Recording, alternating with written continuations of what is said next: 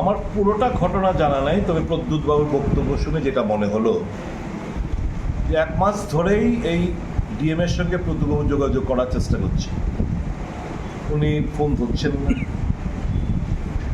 কালকে বোধহয় কোনো একটা বিষয়বস্তু নিয়ে, ওনার বক্তব্য থেকে বুঝলাম অমরপুর কোনো একটা বিষয়বস্তু নিয়ে উনি রাত্রিবেলা বোধহয় ডিএম এর বাসভবনে যাওয়ার চেষ্টা করেছিলেন, সিকিউরিটি আটকে দিয়েছে এবং ডিএম নাকি বলেছেন উনি অফিসে দেখা করবেন, বাড়িতে কারোর সঙ্গে দেখা করবেন না। এটা আমি বলবো he is a public servant, DM is a public servant, একটা পাবলিক রিপ্রেজেন্টেটিভ এবং একটা ওয়েল নোন পার্সোনালিটি। জনসাধারণের সঙ্গে দেখা না করলেও প্রদ্যুৎ কিশোর দেবম এরা গেলে নাথুকেরা তো না, উনি একটা ওয়েল নোন পার্সোনালিটি এবং উনি একটা জনপ্রতিনিধিও বটে। তো ওনার সঙ্গে ডিএমের এই আচরণ এটাই প্রমাণ করে যে এই রাজ্যে অফিসার রাজ কায়েম রয়েছে। দুর্বল মুখ্যমন্ত্রী, দুর্বল তার প্রশাসন, তাদেরকে টোটাল পুতুল নাচ নাচাচ্ছে অফিসাররা।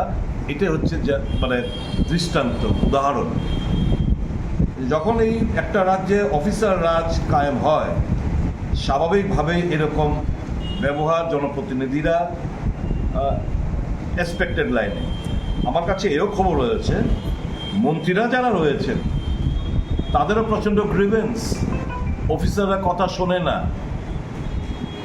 অফিসাররা অনলি একজনের কথা খানিকটা শোনে, যেটা হচ্ছে মুখ্যমন্ত্রী। তাদের মানে এক ব্যক্তির শাসন ব্যবস্থা রাজ্যে কায়েম হয়ে রয়েছে। অফিসাররা they are having merry go rounds, মানে দারুণভাবে এনজয়িং লাইফ। তো ইট স্পিক্স ভলিউম যে একটা দুর্বল প্রশাসনের এবিসিডি না জানা মুখ্যমন্ত্রী, দুর্বল প্রশাসনের কাণ্ডারি, কাজে অফিসার রাজ কায়েম হয়েছে। অফিসাররা তো অবশ্যই তারা এরকম ব্যবহারটাই করাটাই স্বাভাবিক, অস্বাভাবিক কিছু না বলে আমি মনে করি।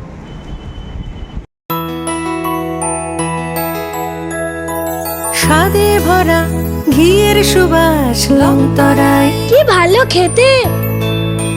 শুদ্ধ ঘিয়ের আবেশ ভরা লংতরায়, অপূর্ব সুগন্ধ, পুষ্টি ভরা ঘিয়ের খাবার, গাওয়া ঘি প্রিয় সবার লংতরায়। একেই বলে বিশুদ্ধ ঘি।